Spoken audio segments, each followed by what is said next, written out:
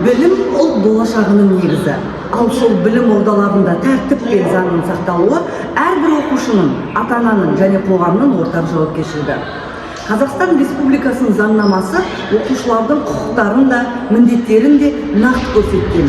Бүгін біз осы мәселеге үніліп, ата-ана мен оқушының заң алдындағы міндеттерін бірге қарастырамыз. Қазақстан Республикасының білім туралы заңына сәйкес әр баланың тегін білім алуға және қауіпсіз ортада оқуға құқығы бар.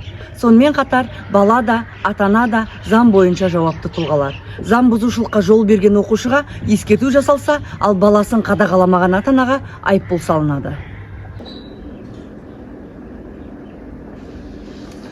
Егер ата-ана баласының мектепке баруын, тәртібін қадағаламаса, онда Қазақстан Республикалық әкімшілік құқық бұзушылық кодексінің 127 бабына сәйкес айыппұл салынады. Бұл айыппұлдың көлемі 10 айлық есептік көрсеткіш, яғни 39.000 теңге. Егер осындай жағдай қайталанса, айыппұл 15 айлық есептік көрсеткішке дейін өсіп, тіпті әкімшілік қамауға да алуы мүмкін. Сәлеметсіз бе, Зульфия Дәулетбайқызы, сізге бір сұрағымыз бар еді.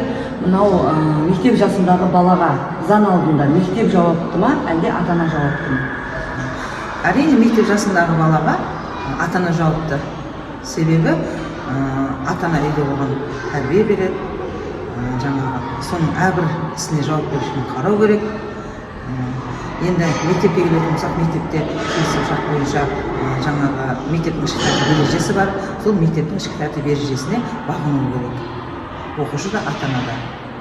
Мектеп формасын сақтауымыз керек.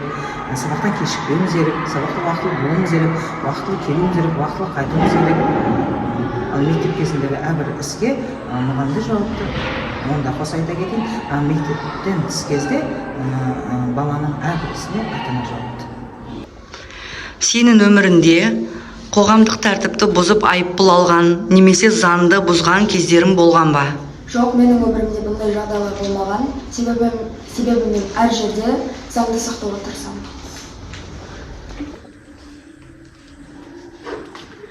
Заң қорқыныш емес, тәртіптің кепілі. Балаға мектепте мұғалім, үйде ата-ана жауапты. Ал бірге әрекет етсек, қауіпсіз әрі әділетті орта құра аламыз. Әр оқушы өз құқығын да, міндетін де білсін. Әр ата-ана баласының бірінші тәрбиешісі екенін ұмытпасын.